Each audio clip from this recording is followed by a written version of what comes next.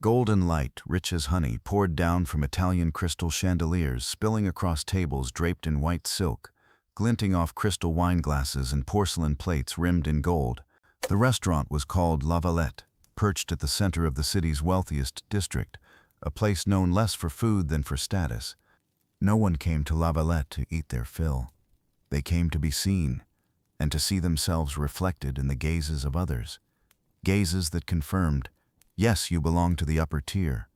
Tonight, as usual, the restaurant was full. Evening gowns shimmered, tailored suits shone under the chandeliers. Laughter floated in polite tones laced with quiet superiority. The air felt like a silent ball, elegant, but suffocating with unspoken judgment. Then, the doors opened. A family of 3 walked in, and the entire room seemed to falter by a beat.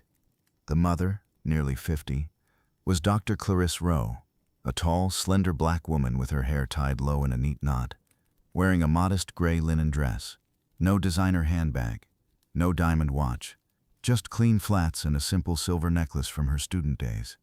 At her side was Isaiah Rowe, 17, tall and awkward in glasses and a crisp white shirt tucked into dark slacks. He carried himself with quiet politeness. And Amara Rowe, 14, in a lavender dress, her hair braided neatly, clutching a small stuffed bear, the one she always held when nerves crept in.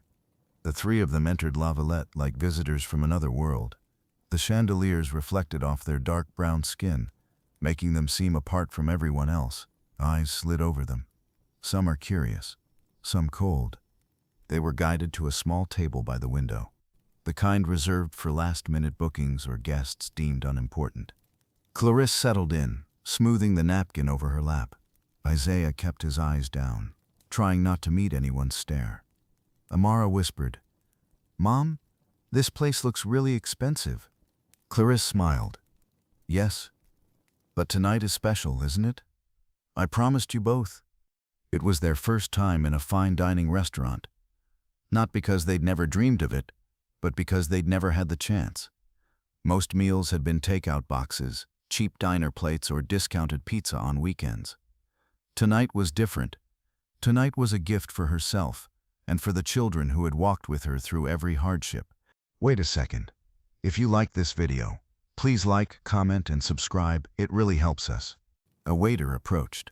Declan, white, early 30s, hair slicked back, tall, broad, a shiny metal nameplate gleaming on his chest. He didn't look directly at Clarisse, but let his gaze drift over her, as if trying to decide who was paying. His eyes stopped on Isaiah, checking his shoes as though for dirt. "What will you be having?" His voice was flat, a rehearsed politeness. Clarisse answered gently, "1 roast lamb, medium with mushroom soup." And she paused, glancing at Amara. "My daughter has a sore throat. Could you please bring her a warm lemon water first? No sugar, no ice. We'll order more later." Declan hesitated half a second, then nodded. No notes, no smile, no acknowledgement. He turned and walked away. Clarisse let it pass, keeping the air light. But Isaiah whispered, "They don't want us here, Mom. It's all right. We're here to enjoy ourselves, not to please anyone," she said quietly but firmly. Still, the chill at the back of her neck was impossible to ignore, not from the air conditioning, but from eyes boring into her back. Declan returned quickly, but not with lemon water. He carried a large glass carafe filled with icy water. Without warning, without a word, he tilted it and poured it over Clarisse's head. "Mom!" Amara screamed, jumping to her feet. Isaiah shoved his chair back in shock. Clarisse sat still as the freezing water ran down her forehead, dripping from her chin, soaking into her dress. Declan stood over her, face blank, voice low and sharp. "We don't serve cheap, made-up requests here. Who do you think you are?" A silent explosion rippled across the restaurant. No one spoke, but everyone stared. Judgment had turned to shock. Clarisse blinked the water from her lashes. Slowly, she dabbed her face with a napkin. Not a word of protest. Her neat hair now clung in heavy, wet strands. Isaiah's fists clenched white around the chair. Amara's eyes brimmed with tears. But Clarisse lifted her chin, her voice steady. I asked only for a simple meal and warm lemon water, because my daughter has a sore throat. Not because it was cheap. Every customer deserves respect, no matter who they are. Declan smirked. I don't serve people like you. Amara's lips trembled. She whispered, Mom, why are they doing this to us? Clarisse didn't answer immediately. She looked at the soaked tablecloth, then at her children. And in that moment, under the golden chandeliers, amid glittering gowns and swirling wine, a simple glass of warm lemon water forced her to wonder. Had she still not earned the right to ask for the smallest dignity in places like this? No one in the restaurant spoke. No one defended her. No one asked if she was all right. They only stared or turned away. Clarisse sat still, her breath trapped cold in her chest. Water streamed down her neck, seeping along her spine. Her bun had collapsed, heavy strands plastered against her cheeks. Her dress clung to her skin, trembling faintly, lips pressed tight, her eyes shimmering but refusing to spill a single tear. Amara stayed frozen, her tiny fingers gripping her mother's hand like an anchor. Isaiah's jaw locked, his glare burning at the waiter yet powerless to strike. Under golden light that cast a honeyed glow, the three of them looked like survivors of a storm centuries old, where justice was absent and dignity cheaper than a glass of lemon water. Clarisse closed her eyes, and in that instant she heard her own footsteps, 8 years old, barefoot, racing down muddy roads in an Alabama town. Her mother lay sweating on a rickety bed, fever burning. Summer air is thick, flies buzzing, a child knocking door to door, begging, Please, my mama's burning up, help her! Doors slammed, excuses muttered. One door cracked open, then shut fast at the sight of her skin. That night, her mother died. No medicine, no doctor, no farewell. Just a little girl curled on the floor beside the bed, eyes wide open to the silence. A week later, her father vanished, drowning in debts and cards. Word came months after, stabbed in a gambling fight. No body, no closure, no search. So she grew up with her grandmother, a blind old woman, fiery in temper, surviving on welfare checks and cotton candy sales by the roadside. She loved her granddaughter, but love wasn't enough to protect, not enough to fight the world. Clarisse's childhood was a string of insults, fists, and being forgotten. At 11, she was suspended 3 days for throwing a notebook to the floor. What the report never mentioned, the boy had called her monkey before spitting on her blouse. Rules are rules, the principal said. Doesn't matter what was said. Violence isn't allowed. That day she didn't cry. She sat alone behind the old school buses, staring at weeds trembling in the wind, and whispered to herself, If I knew how to heal, Mama wouldn't have died. If I were better, no one could bury me in the dirt again. That vow lodged in her like a shard of bone. Silent, unshakable. She studied by night, skipped meals to buy second-hand books, worked 3 jobs each summer. She mopped hospital floors, one day the same hospital where she'd return as a doctor, just to overhear case discussions. Once, a nurse scolded her harshly for peeking at a cardiac monitor. You're just the janitor girl. Doctor, wake up. She never woke from that dream. She earned a full scholarship to Dillard University's medical school, top of her class by year 2, 4 hospital offers by graduation. She chose the one in her hometown, to heal those like the child she once was. But the hospital didn't welcome her as a savior. Colleagues, mostly white, from dynasties of physicians whispered, The new black doctor, she looks filthy. Scholarship kid, obviously. She can't be that smart, just stubborn. Some patients refused to let her touch them. I don't feel safe with someone like you. She only smiled faintly, stepped back, and left the room. But the cut stayed, invisible, deep. Still, life went on. She married Gerald, a quiet black engineer with a smile like warm sun.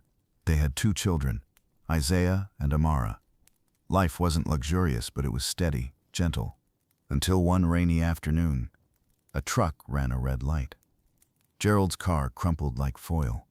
Clarisse, just off her shift, stood numb as the wreck was wheeled into the morgue. No scream, no tears, only her knees buckling onto cold concrete, clutching the last scrap of his shirt. From then she became everything. Mother, father, healer, sentinel. By day she stitched wounds. By night she folded laundry, checked homework, cooked rice. Sometimes she sold her own blood to cover Amara's hospital bills when the girl battled dengue fever at age 3. Sometimes she slept only 3 hours, but she never abandoned her post. 3 weeks ago, a highway pileup brought dozens of critical cases, 12 near-death patients. Other doctors refused. Too risky, too much liability. Send them away, they said. No hospital would accept. So they shoved them to Clarisse. She's got the lucky hands. Let her take the blame if it fails. She said nothing, just scrubbed in. One patient, then another. For 16 hours, until her legs gave out and her fingers trembled. All 12 lived. Not one died. The next day, no paper mentioned her name. Administration shrugged. Lucky break, don't take such risks again. Clarisse only smiled. She didn't need their applause. She had her own measure, the lives still breathing, and her children hugging her, whispering through tears, "Mama's a superhero." That night, in her journal, she wrote, "Today, I finally believe I belong at any table." And so she brought her children to La Valette. A dinner of celebration. Not champagne, not caviar, just soup, bread, and one warm lemon water for her coughing daughter. But here, under chandeliers and $1,000 suits, even lemon water was too much for someone like her to ask. So when Amara whispered, "Mom, why?" Clarisse had no answer, only the cold truth dripping from her dress. As the faith she had built over a lifetime, faith in justice, in fairness, in the worth of hard work and kindness, slid away, drop by drop, with the water chilling her shoulders. The sound of Amara's question was swallowed by velvet walls and heavy drapes. The restaurant returned to a state of near silence, the kind of silence after an explosion. No laughter, no chatter. Even the soft piano had ceased, leaving only the drip of water from Clarisse's hair onto the tablecloth, onto the marble floor, ticking like an hourglass. Declan still stood there, arms crossed, a half-smirk curling on his lips. In his mind, he had just scored a victory, reminding 3 outsiders of where they did not belong. Clarisse said nothing. She exhaled slowly, then reached across to wipe a drop from her daughter's hair with her damp sleeve. Zaya's hands clenched the chair arms until the knuckles turned pale. "How much longer are you planning to stay?" Declan's voice rang out. His eyes swept the room. "This place isn't for guests who don't know how to behave." The final word landed heavy, deliberate, meant for everyone to hear. Clarisse rose, hands trembling as she dabbed at her shoulders. She opened her mouth to speak. "Declan!" The name cracked through the air like a gavel. The glass doors had opened again. A man strode in, mid-50s, white, hair silver at the temples, navy suit tailored to precision. His walk was firm, his presence commanding. Harold Maynard, senior manager of La Valette. The man once hailed in glossy magazines as the curator of elite experiences. And when his eyes fell on Clarisse, drenched, hair dripping, face flushed from cold, his breath caught. "Dr. Rowe?" His voice was incredulous. You're the doctor who saved my daughter's life? What on earth happened to you here?" Clarisse bowed her head slightly. No words. No strength left to repeat what had already been witnessed. She simply placed a hand on Amara's shoulder, steadying the child as if to say, "We'll endure this too." Declan lifted his chin, lips twisting into a rehearsed smile. "Mr. Maynard, I can explain. Just a small misunderstanding. This guest became agitated, and the water spilled as I was passing by. I was about to clean it when—" Lies. The voice cut in, small but resolute. Isaiah. Every gaze swung to the thin teenager standing by his mother. He pushed the chair aside, lifted an old scratched phone with a sticker of purple planets on the back. "I wanted to record our first dinner in a fine restaurant as a memory," he said, never looking away from Declan. "Instead, I recorded this." His finger tapped the screen. The room filled with shaky but undeniable footage. His mother's polite request for warm lemon water. Declan's dismissive glance. The waiter's return, tipping a pitcher of ice water over her head. Amara's scream. and Declan's voice, cold and cutting. "We don't serve cheap, thoughtless requests. Who do you think you are?" The restaurant froze. Conversations died mid-breath. Glasses halted mid-air. Harold's eyes darkened. Guests whispered louder now. A few phones appeared, recording or perhaps messaging the outside world. An elderly woman at the back set her wine down, shaking her head. Clarisse remained silent.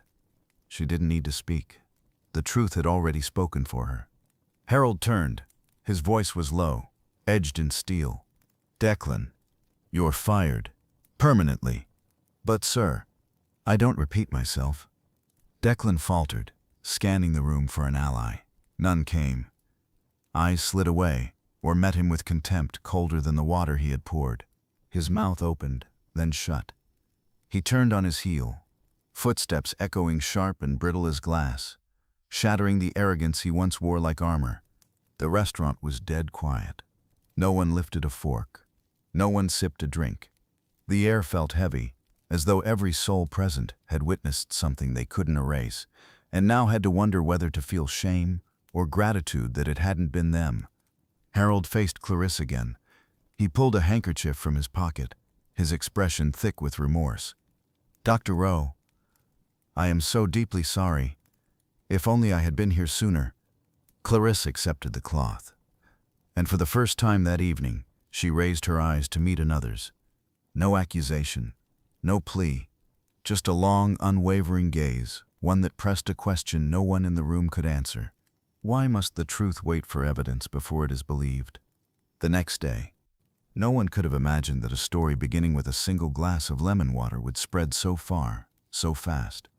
The video Isaiah had filmed, meant only to capture their first dinner in a fine restaurant, had broken free of its original purpose, after a young diner uploaded it with the caption, "Would you believe a black doctor who saved 12 lives was refused a warm lemon water?"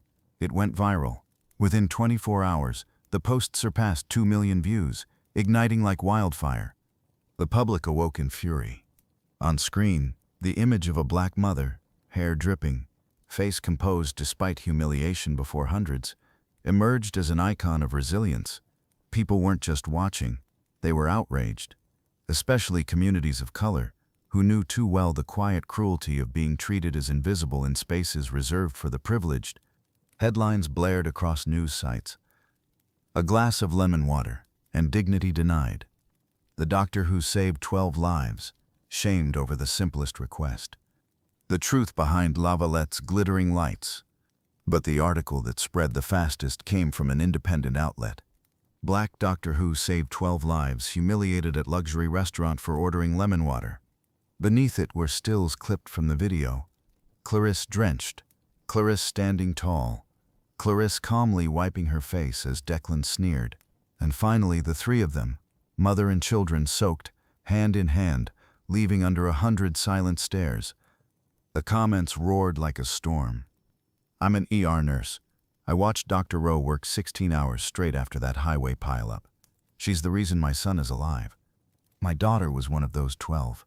That doctor, she's an angel in scrubs." Then came the most unexpected voice. Harold Maynard's own daughter. "I was the patient who underwent a spinal surgery that lasted over 6 hours. Dr. Rowe was the surgeon who refused to leave my side. When my father saw her that night in the restaurant, he recognized her immediately." Declan, the waiter, soon found himself facing a lawsuit for racial discrimination in a public establishment backed by irrefutable video evidence. Racist remarks caught on tape and physical assault. Dozens of young lawyers, especially black attorneys, volunteered to represent Clarisse, framing the case as a turning point where service must be separated from human dignity. The U.S. Department of Human Rights launched a formal investigation. Lavalette, once untouchable in reputation, became the epicenter of public outrage. Inspectors swarmed its books, hiring practices, staff training, and treatment of minority patrons. Though no systemic policy of discrimination was uncovered, Declan's actions stood as a brutal wake-up call for the entire industry. High-end restaurants everywhere rushed to post pledges, no discrimination by race, gender, or background. At Clarisse's hospital, unease grew.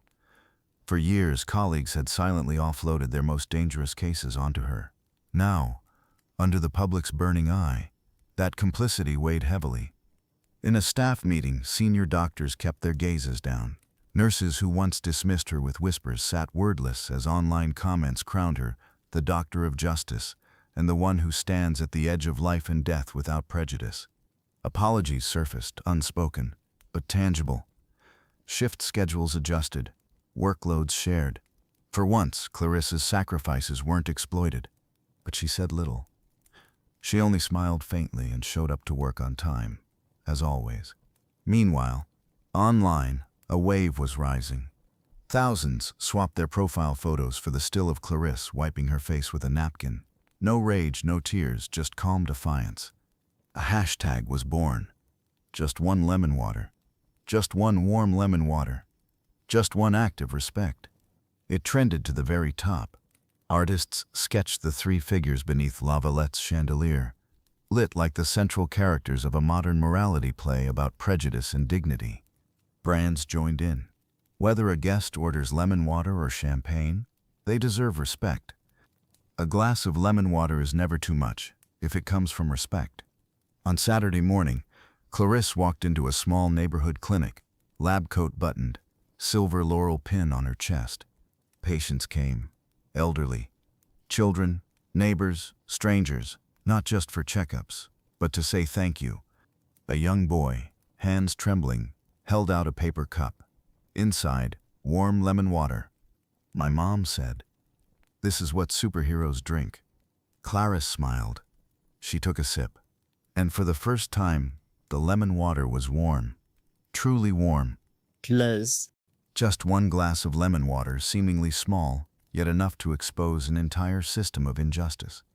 Clarisse did not need to rage, nor to shout. She chose to answer with dignity and with her skill. In a world where kindness is often dismissed, the story of a mother and her two children did more than reveal prejudice. It lit a spark of belief. As long as one person refuses to bow their head, justice still has a path forward. Because sometimes, the strongest thing is not the voice that screams, but the silence that cannot be denied.